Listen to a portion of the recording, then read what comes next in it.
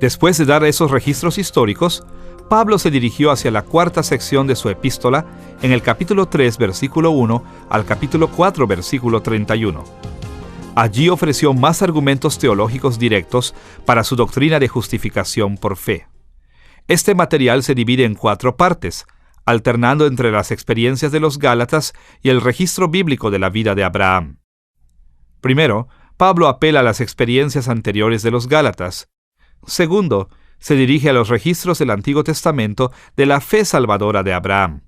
Tercero, Pablo apeló a la experiencia común de los creyentes gálatas. Y cuarto, él tomó en cuenta la historia de las esposas y los hijos de Abraham.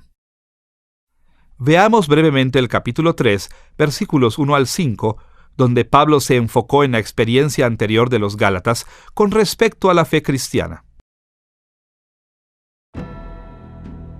Él escribió estas palabras en el capítulo 3, versículos 2 al 5.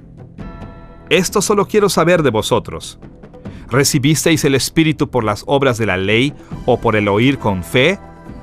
Habiendo comenzado por el Espíritu, ¿ahora vais a acabar por la carne? Aquel pues que os suministra el Espíritu y hace maravillas entre vosotros, ¿lo hace por las obras de la ley o por el oír con fe? En una serie de preguntas retóricas, Pablo se refirió a su primer viaje misionero.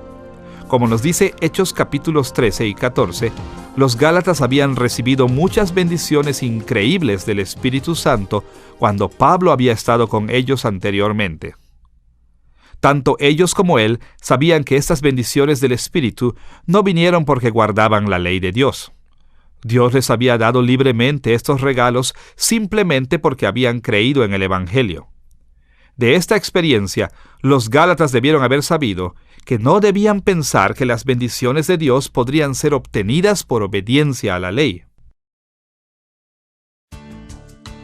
Después de tocar su experiencia cristiana anterior, Pablo se refirió al ejemplo de la fe salvadora de Abraham. Él argumentó en el capítulo 3, versículo 6, al capítulo 4, versículo 11, que Dios había bendecido a Abraham debido a la fe, no debido a la obediencia de Abraham a la ley de Dios. Abraham no había ganado la bendición de la salvación por medio de esfuerzos humanos carnales. El argumento de Pablo en esta sección es más bien complejo, pero lo podemos resumir en 4 pasos. Primero, Pablo señaló que Abraham fue justificado al tener fe en la promesa de Dios de que tendría un hijo. En el capítulo 3, versículos 6 y 7, Pablo se refiere a Génesis capítulo 15, versículo 6 de esta manera. Así Abraham creyó a Dios y le fue contado por justicia. Sabed, por tanto, que los que son de fe, estos son hijos de Abraham. From Paul's point of view, Desde el punto de vista de Pablo, Génesis capítulo 15, versículo 6, aclaró que Abraham fue justificado por su fe en la palabra de Dios y no tomando como base la circuncisión que tomó lugar años después. Sobre esta base, Pablo concluyó que los verdaderos hijos de Abraham fueron aquellos que siguieron su ejemplo de confiar en las promesas de Dios para salvación. La salvación era una bendición que vino por fe y no por la circuncisión. Segundo, debido a que había una controversia acerca del estatus de los gentiles incircuncisos, Pablo prosiguió a enfatizar que Dios le había dicho a Abraham que la bendición de la salvación se iba a dispersar por medio de él a los gentiles. En Gálatas capítulo 3, versículos 8 y 9, Pablo se refiere a Génesis capítulo 12, versículo 3 de esta manera. Y la Escritura, previendo que Dios había de justificar por la fe a los gentiles, dio de antemano la buena nueva a Abraham, diciendo, en ti serán benditas todas las naciones, de modo que los de la fe son bendecidos con el creyente Abraham. Pablo entendía que Génesis capítulo 12, versículo 3, enseñaba que se había prometido un tiempo cuando los gentiles de todo el mundo recibirían la bendición de Dios. Sin embargo, esta bendición vendría a todas las naciones de la misma manera como vino a Abraham, por medio de la fe, no del esfuerzo humano. Tercero, Pablo quería que los gálatas entendieran que el sangriento corte de la carne en la circuncisión era un símbolo de automaldición, no una forma de obtener justicia. De hecho, la circuncisión significaba que sea cortado de la tierra de los vivientes si no permanezco fiel al pacto. Cristo había venido precisamente porque nadie más podía estar a la altura de este estándar. Como Pablo lo puso en Gálatas capítulo 3, versículo 13. Cristo nos redimió de la maldición de la ley, hecho por nosotros maldición. Al morir en la cruz, la muerte más penosa y maldita en el entendimiento judío, Cristo tomó para sí mismo la horrible maldición del pecado. Los gálatas necesitaban entender que las bendiciones de la fidelidad al pacto eran suyas, totalmente por fe, debido a que Cristo ya había tomado la maldición sobre sí mismo por el bien de ellos. En cuarto lugar, Pablo se adelantó a una objeción de los falsos maestros al arguir que la ley de Moisés no invertía el ejemplo de Abraham. Como lo puso en Gálatas capítulo 3, versículos 17 al 19. La ley que vino 430 años después no lo abroga para invalidar la promesa. Entonces, ¿para qué sirve la ley? Fue añadida a causa de las transgresiones, hasta que viniese la simiente a quien fue hecha la promesa. Desde el punto de vista de Pablo, la ley no había sido dada para capacitar a la gente a obtener las bendiciones de Dios por las obras, como habían proclamado los falsos maestros de Galacia. La ley de Moisés había sido añadida para tratar con el pecado de Israel y para prepararlos para Cristo. En quinto lugar, Pablo declaró que las bendiciones de Dios vienen únicamente a aquellos que pertenecen al Hijo especial de Abraham, a saber, Cristo. Como Pablo escribió en Gálatas capítulo 3, versículos 16 y 29. Ahora bien, a Abraham fueron hechas las promesas y a su simiente. No dice, y a las simientes, como si hablase de muchos, sino como de uno, y a tu simiente, la cual es Cristo. Y si vosotros sois de Cristo, ciertamente el linaje de Abraham sois, y herederos según la promesa. En tanto que Pablo leía el registro de Génesis, notó que en el capítulo 22, versículo 18, la palabra hebrea, serah, traducida aquí como simiente, era singular, no plural.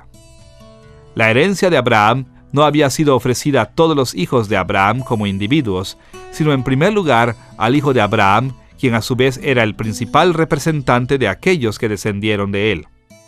Y a la luz de la revelación de Cristo, Pablo sabía que Cristo era el gran descendiente de Abraham, quien era el representante final del pueblo de Dios a través del tiempo. Cristo es la gran simiente que hereda todas las promesas dadas a Abraham, y los individuos participan en esta herencia solamente al pertenecer a él. De estas maneras, Pablo argumentó, tomando el ejemplo de la fe de Abraham, que la justificación viene únicamente a aquellos que siguen el ejemplo de Abraham y que reciben las bendiciones de Dios por medio del Hijo de Abraham. La salvación es por fe en las promesas de Dios y no por obras de la ley. Después de apelar a la experiencia inicial de salvación de los Gálatas y al registro bíblico de la fe de Abraham, Pablo se dirigió a la experiencia común de los Gálatas en Gálatas capítulo 4, versículos 12 al 20. Escuchemos lo que escribió en el capítulo 4, versículos 15 y 16. ¿Dónde, pues, está esa satisfacción que experimentabais? ¿Me he hecho, pues, vuestro enemigo por deciros la verdad? Aquí Pablo expresó profunda preocupación por el bienestar espiritual de los Gálatas. Él quería que reconocieran su desesperante condición espiritual.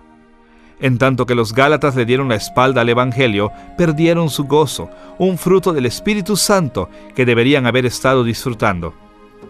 El solo sentir esta pérdida debió haberlos alertado al hecho de que algo andaba mal con las enseñanzas de los oponentes de Pablo. La cuarta forma en que Pablo argumentó su caso en contra de los falsos maestros fue enfocándose en el registro bíblico de las esposas y los hijos de Abraham en Gálatas capítulo 4 versículos 21 al 31. Pablo explicó que en Génesis capítulo 15, Dios había prometido a Abraham un heredero por medio de su esposa Sara. Pero Sara era estéril y había pasado la edad de procrear. Así que recibir un heredero a través de ella requería que Abraham tuviera fe en la promesa de Dios. Al confiar en que Dios iba a cumplir su promesa, Sara tuvo un hijo, Isaac.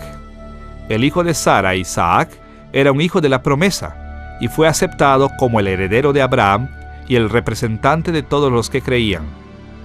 Pero, como nos dice Génesis capítulo 16, antes de que naciera Isaac, Abraham se había cansado de esperar que Dios le diera el hijo de la promesa.